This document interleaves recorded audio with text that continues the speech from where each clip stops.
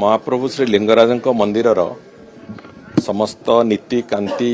एवं पूजा अर्चनार समस्त व्यवस्था को ताकू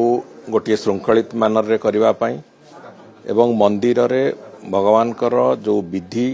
विभिन्न पर्वपर्वाणी से सब को श्रृंखलित करिवा पाई आमे किछि दिन तले माननीय मुख्यमंत्री का अनुमोदन क्रमे तांकर जो रेकर्ड ऑफ राइट्स तार अनुध्यान करवा एवं संपूर्ण रूपे समस्त प्रकार नीतिकांतिर जो पर्यालोचना करने गोटे 2 जन कमिशन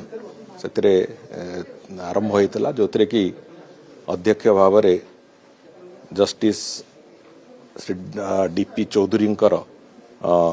नेतृत्व से कथा होता एवं से सदस्य भाव में प्रोफेसर पीके मिश्र भी से अच्छा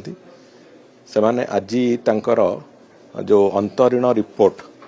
ताको सबमिट करिसंती आईन विभाग प्रिंसिपल सेक्रेटरी एडिशनल सेक्रेटरी समस्त उपस्थिति रे तांका अंतरीण रिपोर्ट को आज सबमिट करिसंती एवं से रिपोर्ट भी माननीय मुख्यमंत्री को से रिपोर्ट सबमिट करा जिवो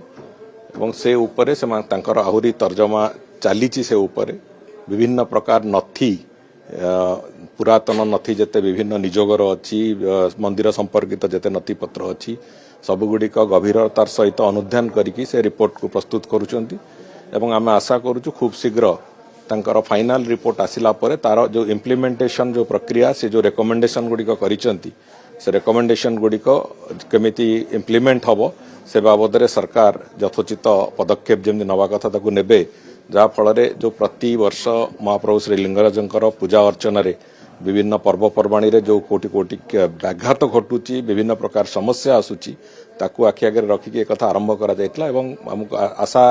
करा जाउची जेटा थरे पूरा पूरी भाव में से रिपोर्ट एवं तार जो रेकमेंडेशन गुड़िक कार्यान्वयन होला परे निश्चित भाव में महाप्रभु श्री लिंगराजंकर समस्त नीतिकांति समस्त पर्वपर्वाणी विधि समस्त कथा गुड़िक अत्यंत श्रृंखलित भाव में एवं सुंदर भाव में हम आम जो भली भाव में भक्त मान मनरे विभिन्न समय पूजा अर्चना व्याघात होला बेलू जो कष्ट होउची से कष्ट आगामी दिन में देखा मिल ना से बाबद में तर्जमा कलापर ही कह पारिबो से रिपोर्ट आज हस्तांतरण होईची ताको रिपोर्ट को भी विभाग ताको तर्जमा करिवो एवं से रिपोर्टर कॉपी माननीय मुख्यमंत्री को भी अर्पण करा जिवो मुख्यमंत्री भी से बाबद रे तांकर मतामत एवं तांकर जा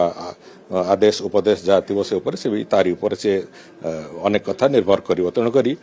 रिपोर्ट को थरे पूरा संपूर्ण अनुध्यान कला पर बाकी कथा कह जाय पारे।